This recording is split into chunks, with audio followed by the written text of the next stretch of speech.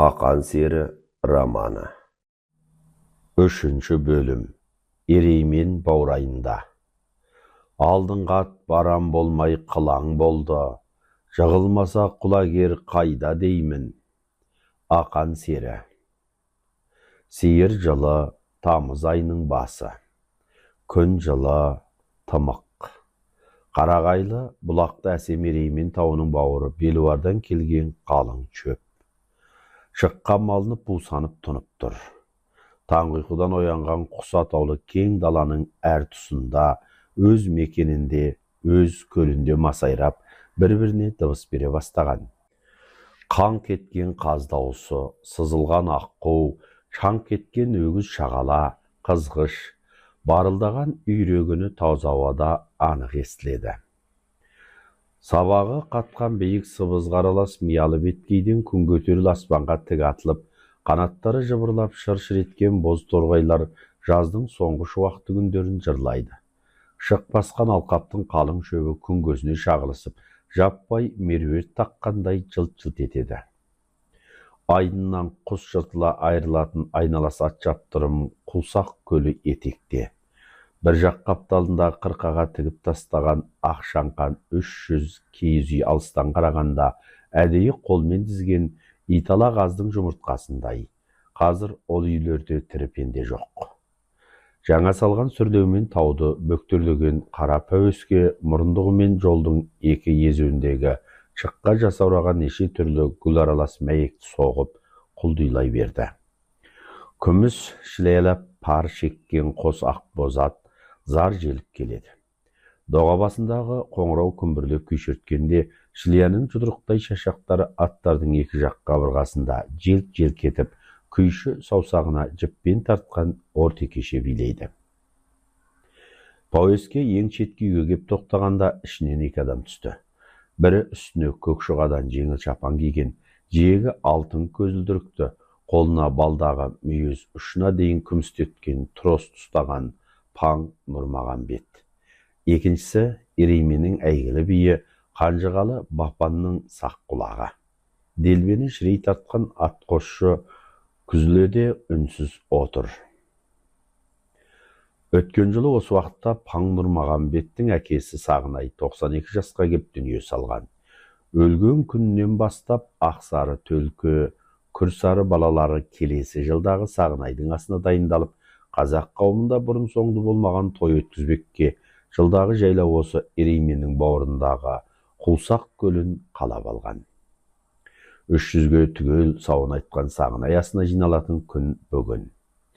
Паң Нұрмағамбет қала тігіншісіне тіктірген сәнді қара бешбетінің қалтасынан алтын шынжырлы бау салбыраған қақпақты сағатын алып қарады да: «Ал сәке, мына үйлерді қарап шығайық.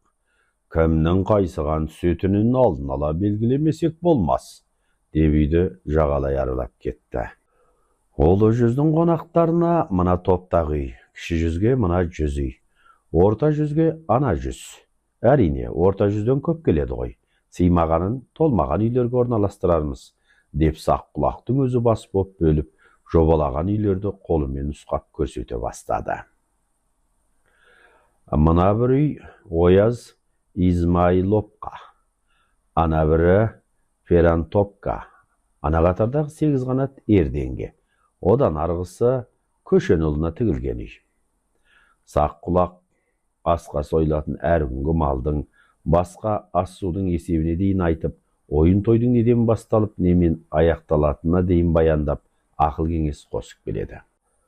Қасын паңдана керген Нұрмағамбет көзілдірігін алып, төс қалтасындағы пенснесін киіп, үйлердің орта тұсында тұрып қалды. «Шіркін-ай, бәрі жақсы-ау. Бірақ тап осы асқа генерал-губернатордың кел алмау жанға батады. Әттеген-ай, бұдан бірер ай бұрын болғанда келіп те қалар еді.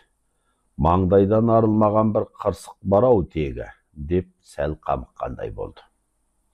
Дәл сәске түсте сәрсенбінің сәтті күні Ерейменнің аспанын аңшың айғай, дүрсілдеген тұяқ кісінеген жылқыны кернеп кетті.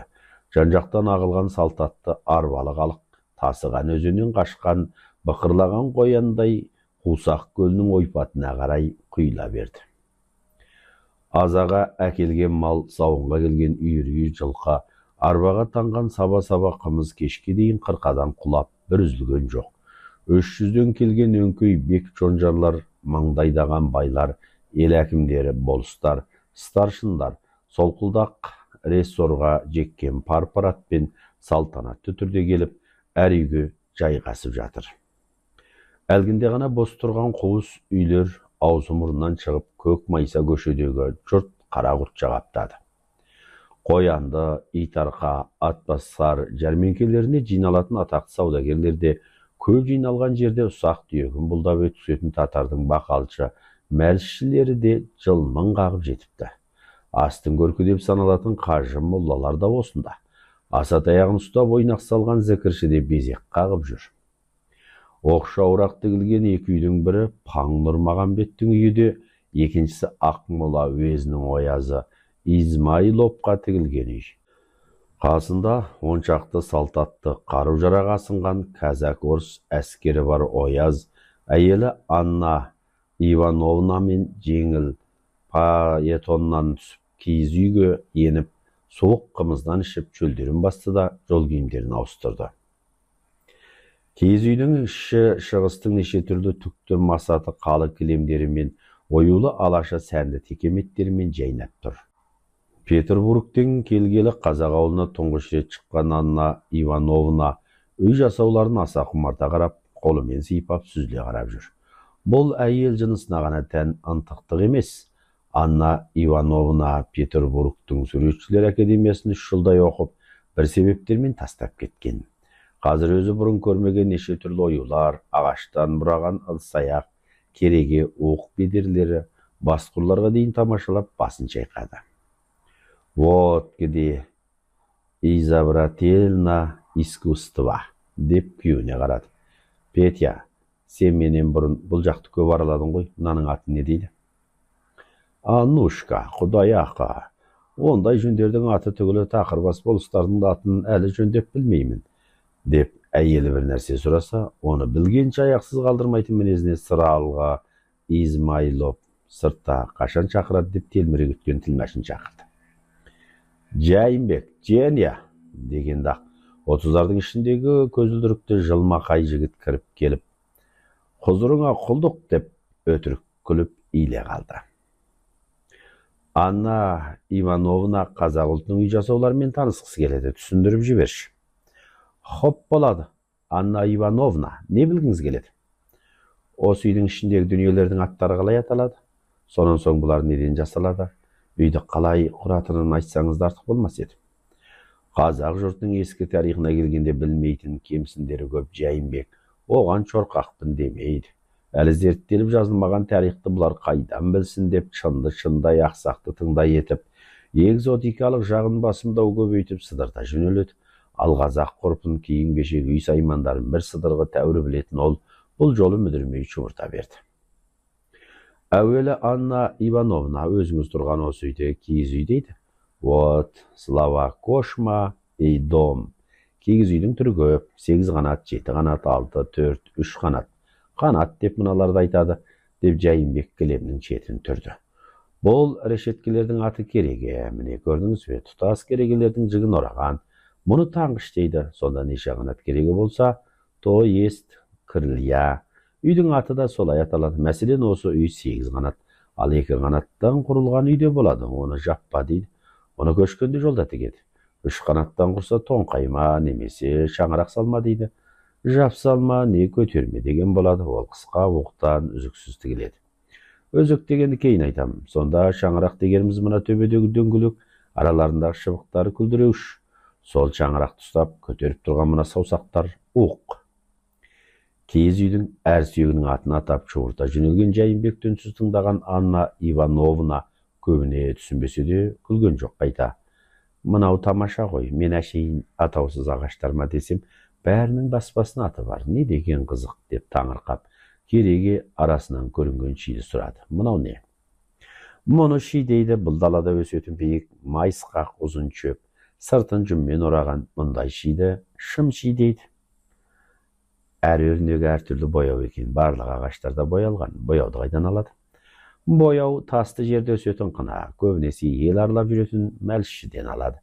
Мәлішші деген орыстың мелошник деген сөзінен шыққан. Татардың, өзбектің тарақ, бояу, түйме, айна, кейде ақ тоқаш, ол-пұл, ұсақ дүние сатып жүретін саудагерлер. Оларды бақалшы деп атайды. Оңтүстік жақта өсетін адыраспан дейтін ұлы өсімдіктің майынан ағызған бояуды да сатады олар. Ал шиді не ұстайды?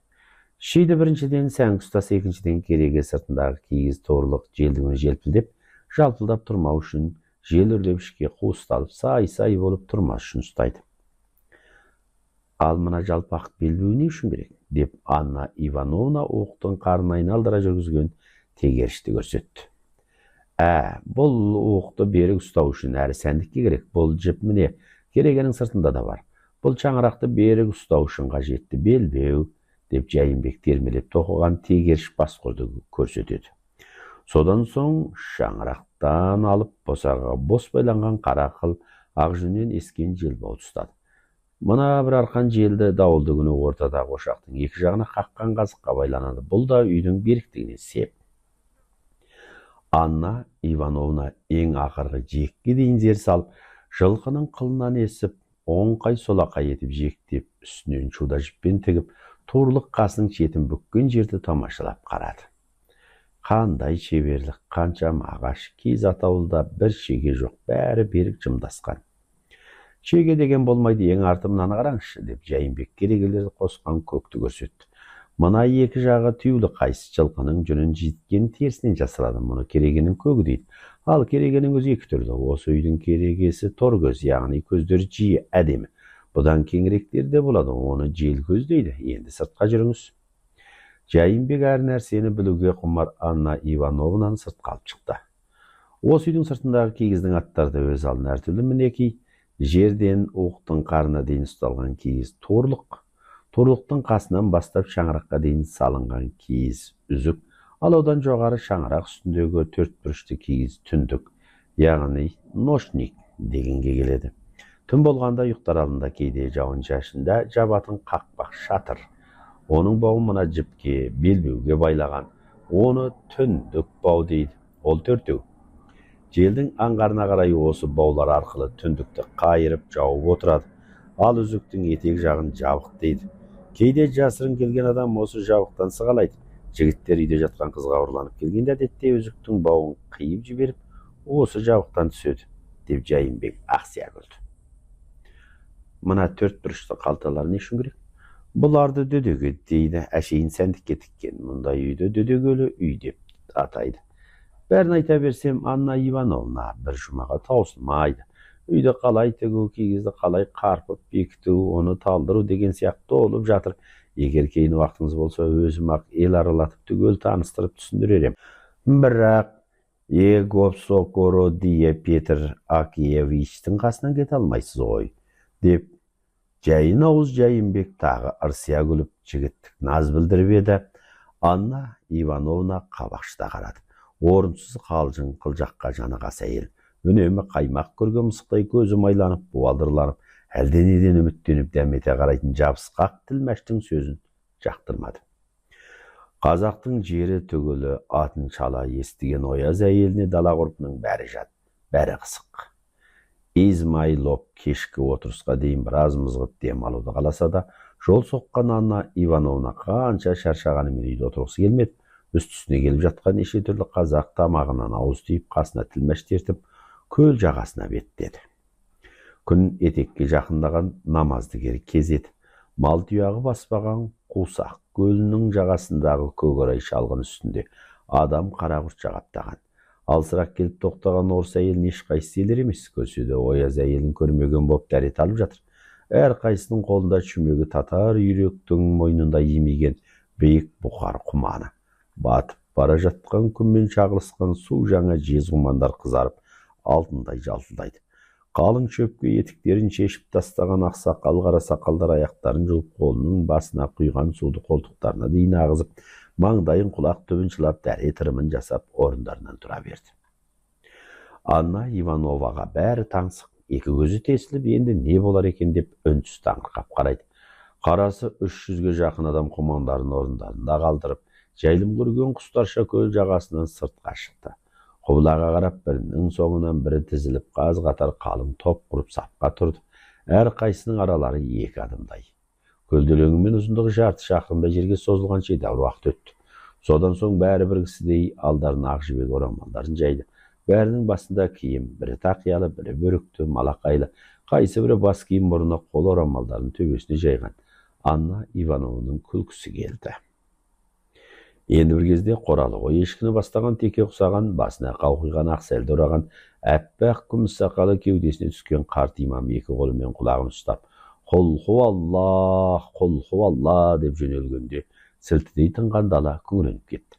Өні не деген сұлу. Мақамдап созып әндеткенде адамның құйқа тамырын чымырлатқандай күмбір етеді. «Не деп жатыр?» деп Ояз әйел шыдай алмай тілмәшіне сыбырлады. «Намаз оқып жатыр, Құран сөз араб тілінде», деді Жайынбек даусы жыбырлап. Оның да аздап оқитыны бар еді, бірақ жол шыққанда оқымаса да айыбы жоқ, жолаушыға обал емес деп ұғатын. «Араб тілінде дейсіз бе? Оны шалдар қайдан біледі?» «Қайдан білгені қалай? Құран араб тілінде жазылған, шалдардың бәрі судай сөйлейді», деді Жайынбек шімірікпестен. «Сіз де білесіз бе?» «Қызық екенсіз, Анна Ивановна. Орыс тілін білген қазақ араб тілін деген не?» «6 жасымнан бері білемін. Бисмиллахир-рахманир-рахим, ағзу биллахи минаш-шайтанир-ражим, құл-ху Алла, ашаду алла ва алла тағала». «Ол не дегеніңіз?» «Егер сіз Құдай қосқан тілмәшіңізге ақыласыңыз ауып, сөзін құп алсаңыз, араб тілін тез арада үйреніп шығар едіңіз деген сөз», деп Жайынбек сұлу келіншекке сыбырлап тағы да еміне қарады. Осы кезде намазға ұйығандар жапа тармағай жай намазға маңдайларын тигізіп, екпеттей құлады. Тізерлеп отырып алып, ауыздары жыбырлап бірдем оқиды. Жұрттан көз алмай тұрған Анна Ивановна шын таңырқады. Бәрі бір кісідей, патша әскерлерінің өз сапта бұлай тұра алмайтын шығар. Бәрі командасыз, қалай бірдей қимылдайды. Енді бір кезде тағы маңдайларын тигізіп қайта тоңқаңдағанда Анна Ивановна мырс етіп оқыс күліп жіберді. Намаздағылар даусын естісе де ешқайсы мойнын бұрған жоқ. Жайынбек қана жақтырмай қарады. «Анна Ивановна, күлмеңіз. Ғафу етіңіз, шыдай алмай кеттім. Шынында да ұят болды ау», деп күн шапағы бетіне түскен әйел жүзі оттай жанды. «Ұят болғанда ештеме емес ау, намаз оқып жатқанда күлген адамның аузы қисайып кетеді», деп қорқытқанда әйелдің зәресі ұшты. Енді бұл жерде көп тұрғысы келмей, аузын қайта сипалаған ол: «Жайынбек, кетейікші бұлардан, қарным аша бастады ма қалай?» деп сылтауратты. Өткен 19 ғасырдың 80 жылының аяқ кезінде сауын айтылған сағын аясы жалғыз арқаға ғана емес, бүкіл қазақ даласына 1 жыл бұрын даңқы жайылып, бар ел өзіммін деген болыс жонжарлар, бейбайлар қызу қамданып жатқанда, жалғыз қарауыл жұрты ғана шет қақпай қалды. Керей мен қарауыл арасындағы қырғиқабақ дау-жанжалдың арты осыған соқты. Сарыарқаның бір бүйірі дүрсілдеп ойын той думанға бөленгелі тұрған Ерейменге қарауылдың атқа мінерлері шақырылусыз, елеусіз қалып, қара жамылғандай іштерінен қан жұтты. Солтандық жойылып, кейінгі кезде тізгін емен-еркін қолдарына тиген мен болыстар мына қорлыққа шыдай алмай өздерінше қарекет жасап, бастарын қосып, басқа бір өшпенділікті пішіп, өлшеп жатқан. Осы кезде ел арасына тағы бір сөлекет хабар дүңкете қалды. Сағын аясына ақан қамданып, атын жаратып, сайланып жүрген, қасына шылдың құмалағындай азайып тозған жігіттерін ертетін көрінеді. Оны кім ерекшелеп шақырыпты? Әрине ешкім шақырған жоқ. Басына қанша соққы тисе де, қайда ат жарыс думан десе делебесі қозып, желөкпе серлік ұстап жүрген өзі де. Бар қарауылдың бек жақсысын кісі құрлы көрмей, атаусыз қалдырған керей асына бару арадан сатқын шыққанмен бірдей. Не көрсең көңілдесіңмен, ат сатсаң ауылдасыңмен дегенге қарсы, қыңыр шыққан ақанның тағы бір қиястығы да. Бұл ақанның қиястығы емес еді. Кейінгі жылдары қайғыдан қайғыға ұшырап, Ұрқияның қазасынан соң туыстардың ішінде ала бөтен ақынның өзіне тартып жаңа ер жете бастаған ең сүйіктенісі әнші Айберген аттан құлап өлгелі сері әбден қажып, жиі төсек тартып, шерменде болып жатып алатын күйге ұшыраған. Оның үстіне ел арасындағы кие соқты, ант атты деген қожа моллалардың сөзі шынға айналғандай болып, ақан көпке топырақ шаша алмай іштен тынатын еді. Ең жақын серігі әнін ел арасында еркін шырқап айта алмай, дәтке қуат санаған жалғыз құлагерін ұлы бәйгеге қосып қызығын көре алмай, үйде тобан аяқ болып отырып қалды. Осыны сезген ет жақын дос жарандар Сағынай асына алыстан барып бір серпіліп қайтуы мақұл көрген. Оның үстін алыстан бір жанынан Мәшһүр Жүсіптен арнайы хабар келген. Bir жан: мен болсам кейінгі кезде ауру сырқаулы болып үйден шыға алмайтын халге ұшырадым. Тек осы жиынға да бара алмаспын. Ақын елдің ақыны оған қарауыл керей деп екараны бөлер деңгей жоқ. Халықтың шөлін қандырып басын қосқан жиынның көркі болу, жаңа ән, жаңа сәнмен күйге қосу ақын парызы. Ақын барса екен, тым құрымасы екі ел арасында қараңғы араздыққа аз да болса шырақтай деп сәлем айтып жіберіпті. Мәшһүр Жүсіп те хат жолдап аяғында былай депті: Ақан, сенің бұлай қаншытып қайғарқалап жатып алуың атың лайық емес. Сен қайғырсаң да ел қайғырмасын. Қалың елің сені де әніңді де жоқтап отыр. Жоқтатпа қауымыңды. Серпіл жаным. Кіші жүзмен көбей, ер қайғысын сұлудың құшағы, тұлпардың тұяғы, сұңқардың қияғы алады деген екен. Ендеше үйде жатып басылу ел еріне жараспайды. Көтер еңсеңді, қосыл жұртыңа, сал думанды. Сағынай асында амандықпен көрсейік. Ақан енді ештемеге алаңдап тоқтар емес. Атын әдейі баптап алыс сапарға жүргелі жатыр. Маңайдағы ауылдастар жиналып түс ауа Қараталдың бауырын шуға бөледі. Қыз желең жастармен бірге таяғына сүйеніп қорамсада шығыпты. Құлагерін сылаңдатып жетек қалған Ақанның жолына шешесі жаңыл сықпа аралас ақ бауырсақтан шашу шашып оң баталарын беріп жатқанда Қоскөл жақтан бір топ аттылы сау ете қалды. Жүргіншілер елеңдеп бөгіле берді. Жақындап келгенде танытып өңкей тоғат мінген, қабақтары салаңқы өңдері сүт адамдар, қарауылдың шонжарлар. Ең алдында Нұртаза, Шоғырмақ болыстар, Мырзәлі балалары, Мұқанәлі, Сердәлі, Баялы, Ақанның бұрынғы қайын жұрты Боқанның шонжар балалары, Балапай, Қалқа, Кемел балалары Сүлеймен, Әнәпия, ағайынды байлары Назар, Тілеубай тағы басқа игі жақсылар. Аттарынан түспей қалың топқа қарсы кеп, үзеңгілеріне шірене қалған аттылы әкімдер сазарып, аз үнсіз тұрып қалды. Бұлар жаңа көрші ауылда бас қосып, ұзақ құпия кеңес құрып, елдеріне аттанар сәтте әдейі Қорамсы ауылына бұрылған. Ақанға кісі салып, алыстан хабарласқан бұлар енді өздері жолай соғып, жөнге көшпеген серімен бір жола араларын ашпаққа келген. Ел азаматтар шылбырын оралып, аттан әр қайсын қолтықтап түсірмек ұмтылғанда барып Нұртаза сөз бастады. Біз қонақтап жүрген жоқпыз, Ақан жол жүреді деп естігесін келдік. Онда тілектерін қабыл болсын, аттан түсіп, дәм ауыз тимейсіздер ме? Деген жаңылдың сөзін тағыда Нұртаза киіп кетті. Біз тілек айта келген жоқпыз. Не дейді? Астапыралла. Бұл не сөз? Тағы не сұмдықты бастағалы тұр, деп әйелдер жағы үйленіп қасқырдан үріккен қойдай шоғырлана берді. Ақан, деді тағы да көптің атынан сөйлеген Нұртаза. Жеңіл құндыз бөркін сарала қол қамшысымен жөндеп алшысына киіп. Сенің баруыңа бүкіл ел 8 ата қарауылдың баласы қарсы. Керей жұрты асаяп той қызғанып отырған жоқ. Немесе біздің рызығымыз шашылар деп те қайғырмайды. Алталашты шақырғанда ала қойды бөле қарағандай алалап, қарауыл жұртын аластап жеке қалдырып отыр. Бұдан асқан мазағы, бұдан өткен қорлығы жоқ.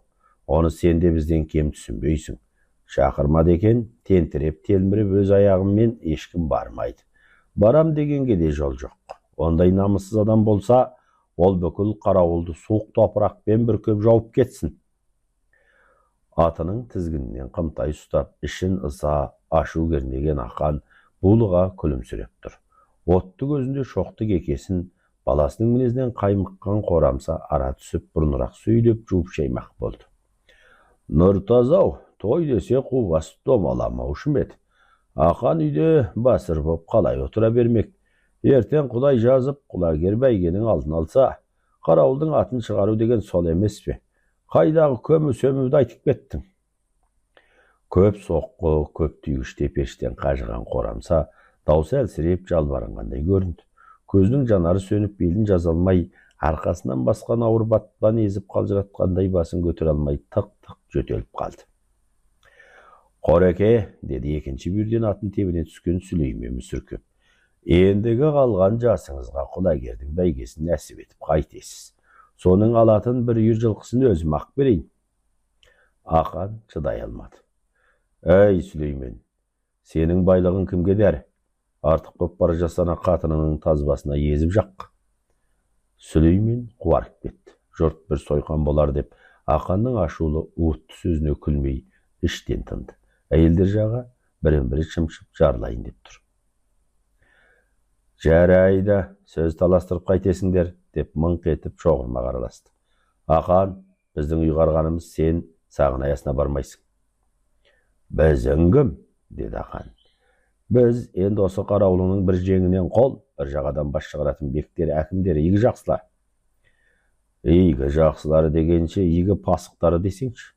Сендердің өз жалшыларыңа жасаған әкімдік өктемдіктеріңде жетпей осы. Менің басымның билігіне қашан қараласа бересіңдер? Құлагердің тізгіні де шідері де менің қолымда. Менің шідерім жалғыз Құдайдың қолында. Ал сендер кереймен айтысты екен деп, менің айтысар жайым тағы жоқ. Сойқан, сұмдық, зұлымдық, қампезерлік, өңөз иттік керейде қанша болса, Атығай қарауылда да сонша. Менің достарым, әнімді ертең ұрпағыма жеткізер жұртым. Менің достарым, ешкімге қиянаты жоқ ақын әншілер. Менің бауырларым, 300-дің қазағы. Амалы айласы аз, жаны абзал, көңілі шат қарапайым жұрт. Мен соларға барамын.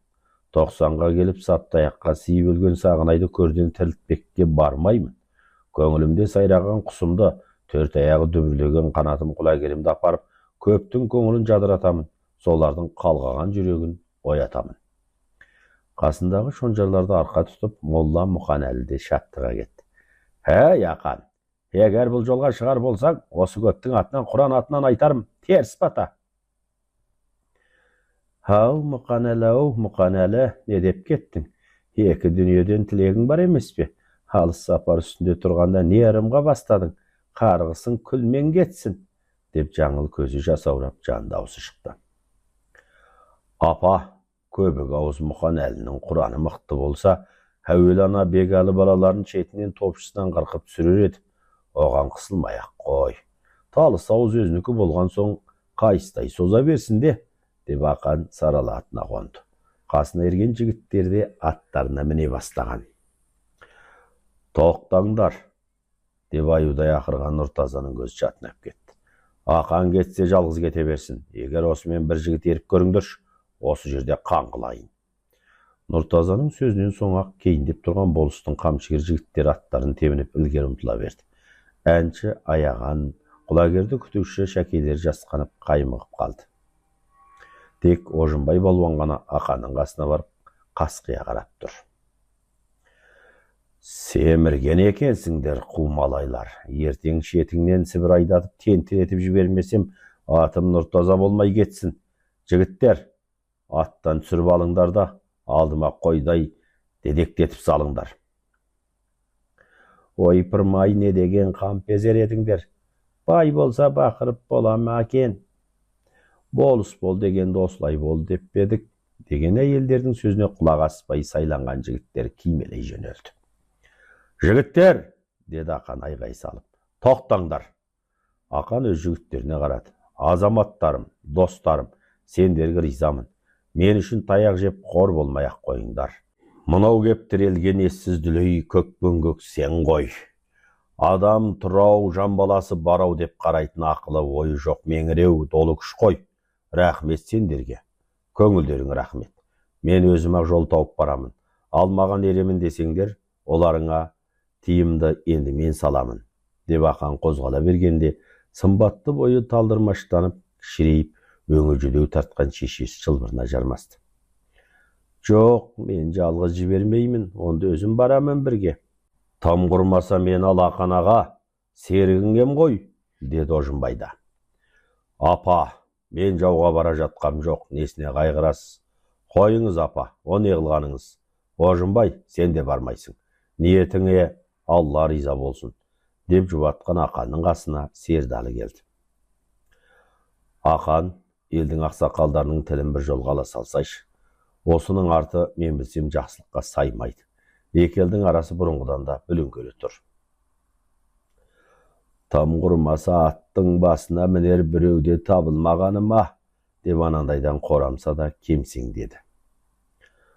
Жоқ, тірі жан тірі қарға қосылмайды, деп Нұртаза зірк еткенде, көптің арасынан білегін түрінген қолы басы қап-қара сояу жүн, қаба сақал, қалың қабақ, аш көз біреу шыға келді. Қасында жетектеген баласы бар. Бұл осы өңірге әйгілі ұры Жақсылық қарауыл Байбатыр еді. Ақанжан, менің өзім таптырған баламның баласы мынау Мөңке. Бұған болысының да, орыстар айтатын болышының да ортақтығы жоқ. Қырым асырып жіберем десем, бейлік өзімде. Бұл да өзіңнің ініңнің бірі. Атыңды бағып бәйгеңе қосылатын осы болсын. Сенің қасыңда жүріп суға кетсе де қыңқ етпеймін. Осыны серік ет. Маған тартқан ұл болса, саған бір септігі тиер. Әйтеуір осындағы қалып бара жатқан қуыс қурайдың бірі құрлы болар, деп ешкімден жасқанбай, жолбарыстай ширығып шәкейден босаған атқа тоқпақтай қара баланы бір қолымен атып отырғызды. Киімі жұқалау, бірақ сүмес. Әкең аққар, көк мұзда жалаңаш қол жүріп, ұрлық жасайтын. Өлмейсің, Мөңке.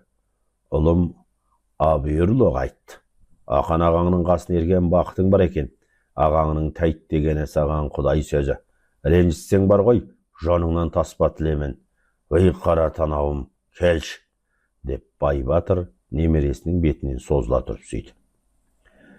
Әйелдер жағы жеңдерімен көзін сүртті. Ақанда бір түрлі көңілі бұзылып жұртқа тура қарай алмай, ал, қош есен тұрыңдар, деп Мөңкені ертіп кете барды. Аттылардан ешкім батып, ұзатып сала алмады. Жаяулар ғана шұбыра жүгіріп қала берді. Нұртаза тобы кейін бұрылды. Алыста, көз ұшында мұнартып ақан Мөңке кетіп барады. Сәнді сарала жабулы құлагер жетегінде елге бір-екі рет бұрылып қарап, маң-маң басып, ол да сағым арасында бұлдырап, бөтен елге қарай тәуекел қайығындай шайқалып, ұзай берді. 8 қанат екі үйдің екі-екіден қос қанатын алып тастап, тіркестіре тіккен 12 қанат паң Нұрмағамбеттің үйі ақшам намазынан соң аузы мұрнынан шығып қонаққа лық толған. Дәл төрде тас құдайша маңғаз отырған үй иесінің екі жағында да екі ояз. Баянның оязы Ферфон Топ пен Ақмола оязы Измайлов. Одан берірек мойында патшадан алған күміс медалы жарқыраған Ақмола советнигі Көшенұлы Тұрлыбек. Айдаболдың болысы көбейіп, Мұса Ақмола Дуанбасы Ерден, оң қанатта ұлы жүз, кіші жүздің шонжарлары, Қарпық баласы Жанбота болыс, олардан төменірек атақты бай Жанайдардың мейрамы, ағайынды байлары Батыраш, Қотыраш, Керей байлары Мәті, Дәулен, басқа бай мәрептер, болыс, старшындар. Екінші үйдің босағасына дейін иінтіресіп орныққан әйел жынысынан жалғыз Анна Ивановна. Оның қасына Тілмәш Жайымбек қыстырылыпты. Бұл үйге кіруге қолы жетпеген байлар, әкімдер біраз торылдап жүріп, шақырса кірейік деп көп дәмеленіп, ақыры салысуға кетіп, басқа үйлерге тарасқан. Басына сәлде тартқан имам тамақ алдында тағы да Құран оқыды. Көзін тарс жұмып мейлінше үйі ұзақ сарнады. Орыс ояздардың іші пысқанша мақамдап даусын неше құбылтқан имам тоқтағанда барып, жұрт қол жайғанда Измайлов үнсіз жыбырлаған көпке қарап отырып жырқ етіп жарылды. Жұртты жырынып қалғанымен істері амалдары жоқ. Іштерінен күбірлеп дұға дәметкен өлген жеткен аруақтарын санап сауап сөздерін айтып жатыр. Құран оқыған жерде шыдай алмаймын деп Измайлов Феран топқа еңкейе күліп екиіне дірдір етеді. Мен де шыдамаушы едім, үйреніппін. Ана шаңырақтан көрінген жұлдызға қарап, Петербургтен ойласаңыз күлмейсіз, деп ол да саңқылдай сөйледі. Петя, сен кешірім сұрай әйтпесе, аузың қисайып кетеді, деп әйел сыбырлағанда, Измайлов одан сайын шекстесі қата күлді.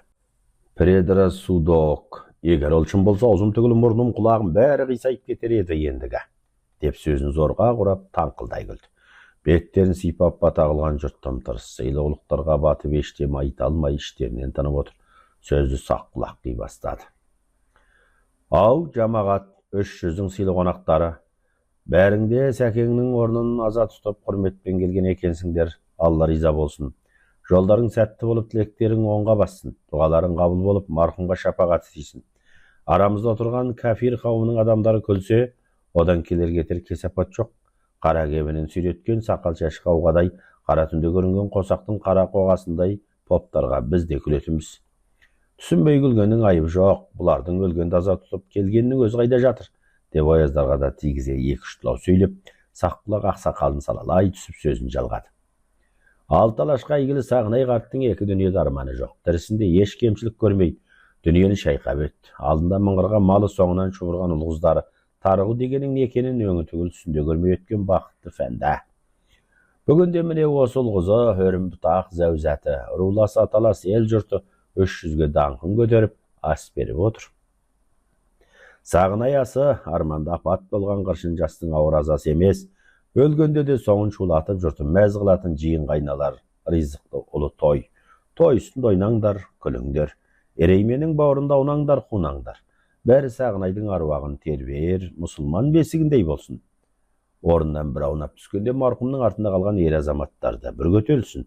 Әумин, әумин, әумин десіп шуласып кеткен жұрт арасынан біреу, сәке, ат жарыс қашан болады деп қалды. Оны жаршының аузынан естірсіңдер, алыстан бабымен келген аттарды көп шаршатпаспыз. Бір-екі күнде болып қалар. Орта тұста дөңкейіп отырған батыра шелең етіп жан-жағынан маңғазана күліп қарады. Ол қайсың сұрап отырған атың ба, өзің бе тықыршып тұрған? Па, шіркін, құлай көкпен топай көк, есі қалай сөйлейді деп біреу батырашты қолпаштай түсіп еді. Жұртта есек мініп келген жоқ шығар деп әлгі дауыс есік жақтан саңқ етті. Есек болмағанымен тезек теруге де белдат керек қой, қабың бар меді арқалаған деп батыраш қарқылдай күліп қарап еді, анауда тосылған жоқ.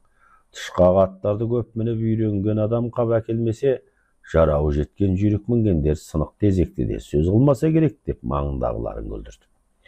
Жұрт жан жақтан гуілдесіп кетті. Қос оязға құйылған шарап шыныларды сыңғырлай бастады. Әкімдердің бабын тауып оңтайлы Паң Нұрмағамбетте кесе соғыстырып еріне жақындатып ырымын жасайды. Осы тұста астау еттер келіп құлағы дірілдеген бастар төрден бастап тартыла берді. Әлгі бір байда есесі кеткен батырашты әғбірдеме дейін деп оқтала беріп еді, қасындағы қотыраш етегінен басты. Қайтесің сөз таластырып. Ертең кімнің тезек терерін көреді ғой. Мұның да ақыл екен, сөзімді қорық қайтем деп батырашта келген аттарды ойлап миығынан күлді. Олы жүз, кіші жүздің бұрын көрмеген кейбір жүйріктер болмаса, орта жүз төңірегінен келген аттардың сыры мәлім. Талай рет жарысқа түсіп сыралғы болған жылқылар. Оларға қолай көк пен топай көк. Дені сау болса, шаңында көрсетпейді. Қос жануардың жалғыз-ақ жауы бар, ол қарауылдың құлагері. Егер ол болса, шынымен-ақ қара түннің орнағаны, бірақ бұл жолда оның келер реті жоқ. Алана 200-дің аттары қанша мақтаулы дегенмен, сырт естуіне қарағанда мұның қос тұлпарынан әулие емес. Батыраштың ойының дәл үстінен түскендей отыр үстінде жұртты атыстырып, шабыстырып, қиыс сөйлемей отырмайтын айдабол болысы Мұса ет туралып жатқанда Саққұлаққа қарады. Сәке, жаңа 300-дің баласын түгел жинадық дедіңіз. Кереймен қоңсы жатқан қарауыл елінің бір көк саушалы келмепті, бұл қалай? Деп білмеген адамның кейпімен жорта сұрады. Саққұлақ өтірік айтуға батылы бармай Нұрмағамбетке қарады. Паңның да құлағы елең еткен. Келмеген жұртты құлағынан тартып әкелетін бұл шарт алас емес қой. Шақырғандар тегіс келді. Қарауылдың қолпашысынсыз-ақ өтер бұлас. Табіргеден сақар айтқан балалардай адамның ойында жоқ бірдеңені тосынан қойып қалатын әдетіңіз ау деп қалжыңдаған бобызалы езу тартты. Дегенмен қарауыл баласынан мына қара қойлардың басының біреуінің реті бар дегенім ғой. Бұзаудың толарсағын тастасаң да өзеркің деп Мұса жұрттың делебесін қоздыра түсті. Дей шақырмапты деп жүр біреулер. Ол елде де дос жары адамдар бар еді. Сыбағасын орап алармын онда. Әй, шынында бұл қалай? Мұсекеңнің сөзінің жаны бар деп отырғандар сыбырласа бастап еді. Көшенұлы сөзді басты. Осы сенің ақ көлделең жұртқа қиман қышып отырады екен. Қашанда бір понт шығарып отырмасаң көңілің көншімейді ау. Ал тамақ алыңыздар. Қасыр сөз не керек? деп тұздығы ернеуінен шөпілдеген үйем астауға қолды салды. Жаратқан атының бабымен жүріп, аса қыспай, ұзақ жолда шашырай қонған ауылдарға жиі қоналқылаған ақан Ереймен бауырына жаңа жеткен. Түн ішінде аспандағы жұлдыздардай шаңырағынан жарық көрінген жыпырлаған киіз үйлердің арасымен мөңке екеуі ұзақ жүрді. Бұлардың келгенін ешкім білмеді. Бұл кезде бар үйдің ішінде ет жеп құныққан жұрт, көлденең сөзден де қалып табақ үстінде тұқыраңдап жатқан. Ашық есіктердің алдында табақ тартқандар да жарықта қараңдап болымсыз қыбырлайды. Олар да бір-бір жілік ұстап қаужаңдап жүр. Қусақ көлінің арғы бетіндегі самаладай оттары жарқыраған көп жер ошақ басынан қатынаған табақшылар арлы-берлі жосиды. Ақандар бір үйдің тұсынан жақын өтіп еді, таң атқалы сабылған жүргінші үйренген даяшылар бұларға назар аударған жоқ. Құйрықтары салбырап, ашық есіктен телміріп, аяққа оралғы болған салпан құлақ жаман иттер де бұларға көз қиығын салмайды. Орамал, құман даярлаған балалардың қолын ұмтылып, зекіп тастайтын жат адамдардан қаймығып, мүләйімси қипаңдайды.